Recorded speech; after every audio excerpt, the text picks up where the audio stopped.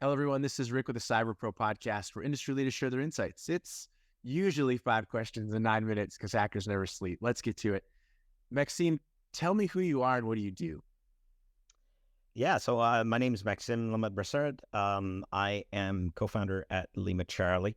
My background as a security professional has been to go from government to the intelligence sector, CrowdStrike, Google, Chronicle Security, very technical role all the way through. So a lot of development, a lot of operations, a lot of cool stuff. So I'm going to throw in kind of a bonus question, but it is part of the second question.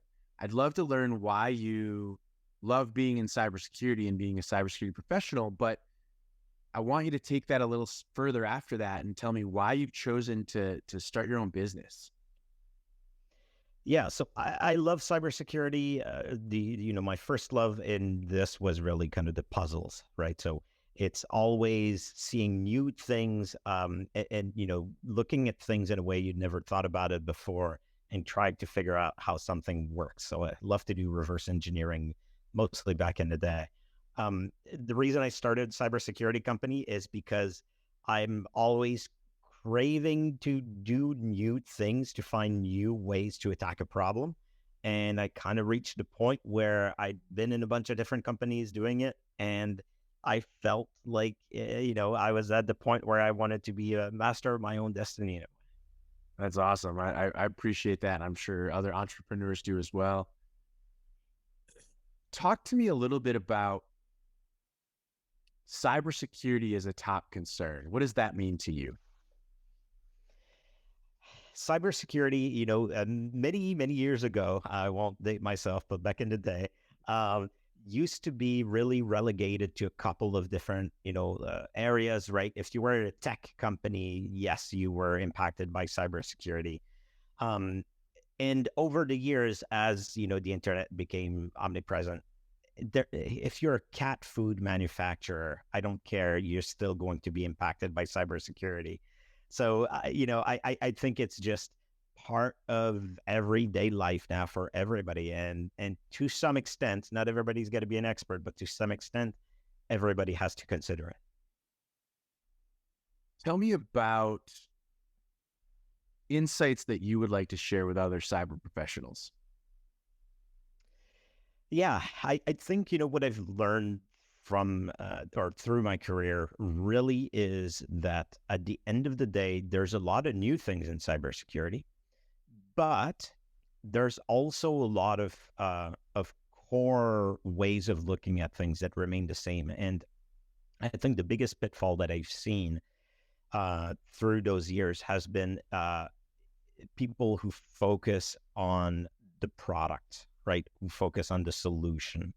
I think it's so important for the longevity of a career in cybersecurity to really focus on fundamentals.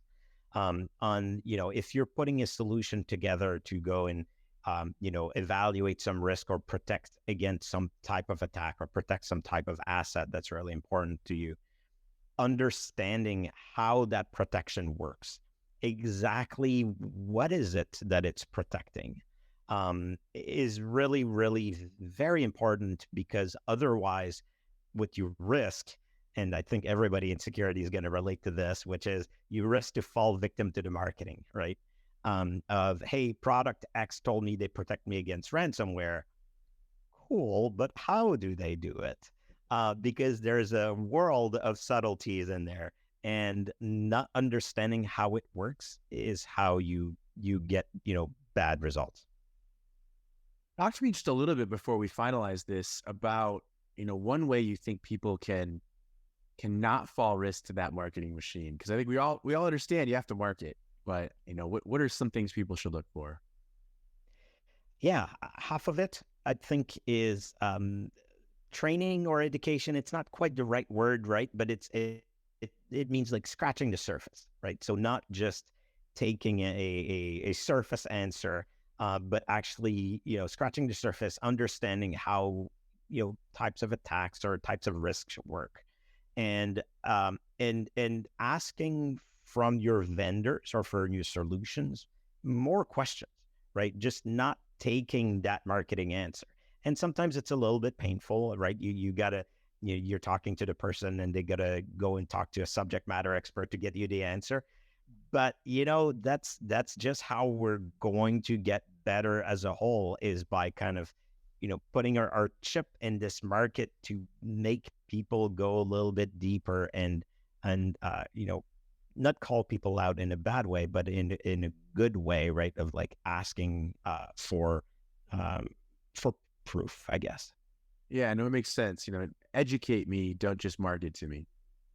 Exactly. And then look for solutions that inherently expose that, right? Because there's more and more of those types of solutions that don't start from the standpoint of like the old school antivirus, which was, opaque and it just protects you, right?